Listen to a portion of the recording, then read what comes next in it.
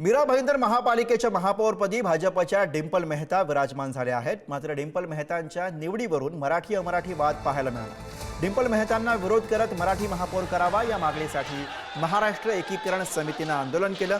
या आंदोलनामध्ये मनसे आणि ठाकरेंची शिवसेना सुद्धा सहभागी झाली होती। आंदोलकांना पोलिसांनी अडवल्यानंतर आंदोलन आणि पोलिसांमध्ये झटापट झाली।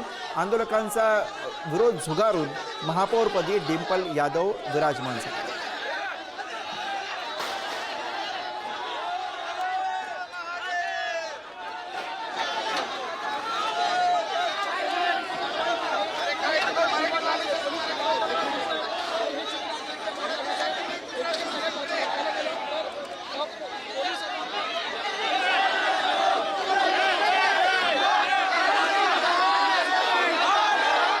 आमचे जिल्हाध्यक्ष दिलीप जैनजी, आमचे गटनेता हसमुख गेहलोतजी आणि सर्व नगरसेवक नगरसेविका आणि प्रथम म्हणजे मीरा भाईंदरची जनता यांचा मी या ठिकाणी आभार व्यक्त करत आहे। ज्या जनताने आमच्यावर विश्वास दाखवलेला आहे ते विश्वासावर आम्ही विकासाचे अनेक काम करून त्यांना परत आणू हे विश्वास जनताने आम्हाला दिलेला आहे। आम्हाला आमचे भारतीय जनता पार्टीने दिलेला आहे ते विश्वासमध्ये मी खरं उतरणार।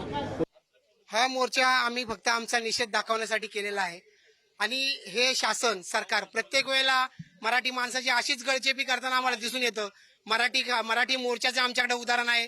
कबूतरखानाच्या आंदोलनाच्या वेळेला सुद्धा ज्या जैन लोकांनी सूर्याचाकू घेऊन ताडपत्रे फाडला त्यांना पोलिसांनी जाब विचारला नाही, पण मराठी माणसांनी जेव्हा मराठी एकीकरण समितीने मोर्चाचं घोषित केलं तर त्याच्या आधीपासून पोलीस घरी जाऊन पोलीस स्टेशनमध्ये अध्यक्ष आणि सचिवांना घेऊन जातात।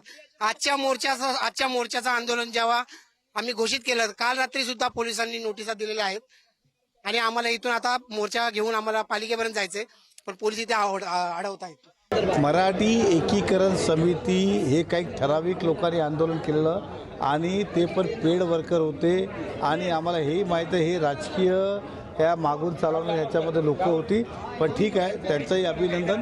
पण डिंपल विनोद मेहताचा जन्म इकडे झाला, त्यांचा वडिलाचा जन्म इकडे झाला। मला 48 वर्ष शहरामध्ये झालं तरी आता कुठल्या पद्धतीने महाराष्ट्राचा आम्ही नागरिक बोलत आहे मला समजत नाही। या शहराने मला 2दा निवडून दिलं, ते दुसऱ्यांदा महापौर होत आहे तरी त्याला विरोध म्हणजे हे खरं हास्यपदी आहे।